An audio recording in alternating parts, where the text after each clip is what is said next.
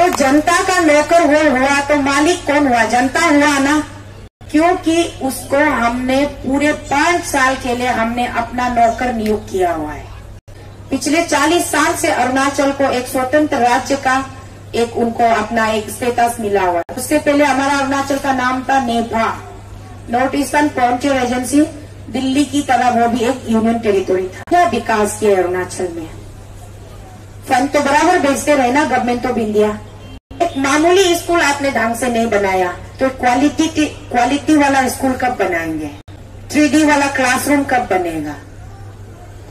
Digital वाला classroom कब बनेगा? उनको एमएलए कॉटेज दिया जाता है, उसके पैसे कहाँ से आते हैं? उनका ड्राइवर का जो सैलरी है वो भी सरकारी खजाने से जाता है।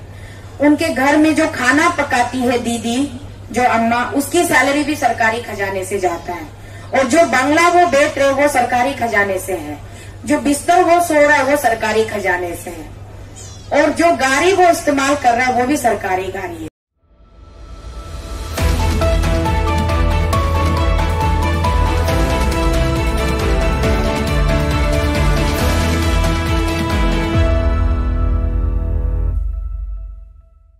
अरे हमारे अरुणाचल की तो ये स्थिति है, वहाँ की राजनेता क्या कर रहे हैं? पिछले 40 साल से अरुणाचल को एक स्वतंत्र राज्य का एक उनको अपना एक स्टेटस मिला हुआ है। उससे पहले हमारा अरुणाचल का नाम था Nipah, north eastern frontier agency. Delhi की तरह वो भी एक यूनियन टेरिटोरी था, लेकिन उसको यूनियन टेरिटोरी से निकाल के उसको एक स्वतंत्र राज्य का स्टेटस दिया, इंडिपेंडेंट स्टेट का स्टेटस दिया गया। उसके बाद आज 40 साल हो रहे।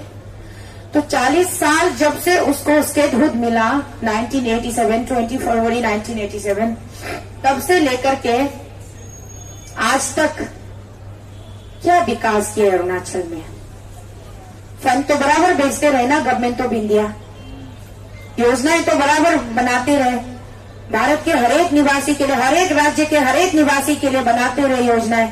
उसी तरीके का योजना अरुणाचल, यहाँ तक कि अरुणाचल तो एक ट्रैवल स्टेट है, हिली स्टेट है, तो थोड़ा ज्यादा एक्सपेंसिव हुए में वहां फंड बनाकर वो लोग प्लानिंग कमीशन भेजते थे पहले। अब नीति आयोग है, तो नीति आयोग भी उतनी ही सक्रिय जितने प्लानिंग कमीशन इंग्लिश वर्ड है, अंग्रेजी वर्ड है, नीति आयोग अपना हिंदी वर्ड है। बात तो एक ही है, लोग इसमें भी कंफ्यूज हो जाते हैं। तो अब भेजते हैं नीति आयोग हमारे भविष्य के लिए, हमारे बच्चों के भविष्य के लिए कितनी अच्छी अच्छी योजनाएं बनाकर भेजते हैं। अच्छा स्कूल हो, अच्छा अस्पताल हो, कम से कम पक्की सड़कें हो, बिजली घर घर पहुंचे, स्वच्छ पानी घर घर पहुंचे। ये तो एक इतना एक मतलब क्या बोले, ये एक कंप्लीटली एक जो हमारे डेली नीड बेस के एक एसेंशियल कमोडिटीज है, इसके ऊपर डेवलपमेंट की बात होती है। ये जो एक जरूरत होती है रोजमर्रा की जिंदगी की, ये मामूली चीजें हैं, और यही मामूली चीजें ही हमारे वहां पर नहीं हो रही है। उसके बाद हम प्रगति की बात करेंगे ना। डेवलपमेंट कहाँ होगा? एक क्वालिटी देखी जाती है। एक मामूली स्कूल आपने ढंग से नहीं बनाया तो क्वालिटी वाला स्कूल कब बनाएंगे? 3D वाला क्लासरूम कब बनेगा? डिजिटल वाला क्लासरूम कब बनेगा? आपके पास तो एक टूटा फूटा वो बैम्बू का, कांच का, लकड़ी का घर तक ठीक ठाक नहीं है स्कूल का। अच्छा, कितने ऐसे ऑफिसर्स और कितने ऐसे मिनिस्टर्स और एमएलएस के बच्चे होते होंगे जो गवर्नमेंट स्कूल में जाते होंगे? एक भी नहीं ना। तो वो जो महंगे महंगे स्कूलों में अपने बच्चे को पढ़ाते हैं, वो पैसे कहाँ से लेते हैं लोग? अच्छा, एक इंटरेस्टिंग बात आप लोगों को बताओ, शायद आप लोगों को भी पता नहीं होगा। चीफ मिनिस्टर का ऑफिशियल बंगला तो नहीं है, लेकिन अगर बंगला होता, उन्होंने अभी तक क्यों नहीं बनाया, इसका आप लोगों को मतलब जवाब उनसे मांगना चाहिए। इंटरेस्टिंग बात यह है, हमारे चलो कॉन्स्टिट्यूंसी से शुरुआत करते हैं। हमारे कॉन्स्टिट्यूंसी के जो विधायक होते हैं, जो एमएलए है, जिसको हम वोट देकर जिताते हैं, एमएलए बनने के बाद वो लोग ईटानगर पहुंचते हैं, राजधानी में। ईटानगर पहुंचकर वहां पे जो उनको एमएलए कॉटेज दिया जाता है, उसके पैसे कहाँ से आते हैं? उनका घर का जो नौकर है, उनकी सैलरी भी उस एमएलए के पॉकेट से नहीं जाता है, वो भी सरकारी खजाने से जाता है। उनका ड्राइवर का जो सैलरी है वो भी सरकारी खजाने से जाता है। उनके घर में जो खाना पकाती है दीदी, जो अम्मा, उसकी सैलरी भी सरकारी खजाने से जाता है। और जो बंगला वो बेच रहे वो सरकारी खजाने से है। जो बिस्तर वो सो रहा है वो सरकारी खजाने से है। और जो गाड़ी वो इस्तेमाल कर रहा है वो भी सरकारी गाड़ी है।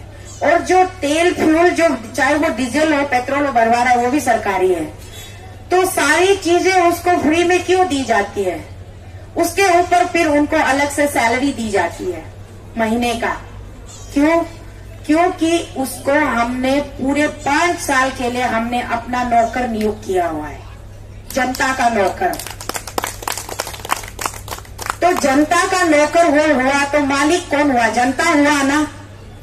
अब नौकर उल्टा पलटवार करके जनता पर ही सीना जोड़ी कर रहा है। उसको सैलरी दी जाती है, उसको फ्री का खाना मिलता है, फ्री का बिस्तर मिलता है, फ्री का एसी मिलता है, फ्री का बंगला मिलता है, फ्री का गाड़ी मिलता है। किसने दिया? हमने दिया ना। हमने दिया, जनता ने दिया उसको, क्योंकि हम टैक्स पे करते हैं। और सरकारी खजाने, स्टेट एक्सचेकर बोलते हैं ना, सरकारी खजाने में पैसे कहां से आते हैं? जो रेवेन्यूज कलेक्ट होती है। तो रेवेन्यूज कहां से कलेक्ट होते हैं? जनता से कलेक्ट होती है। तो मालिक कौन हुए? जनता हुए कि वो माननीय विधायक महोदय मालिक हुए? तो जो मालिक है, मालिक को आप तड़पा रहे हो, मालिक को आप इतना सता रहे हो, उसके ऊपर आप सीना जोड़ी करके आंखें दिखाकर बोल रहे हो कि तुम लोग नौटंकी बाज हो। क्या हजम होती है ये बात?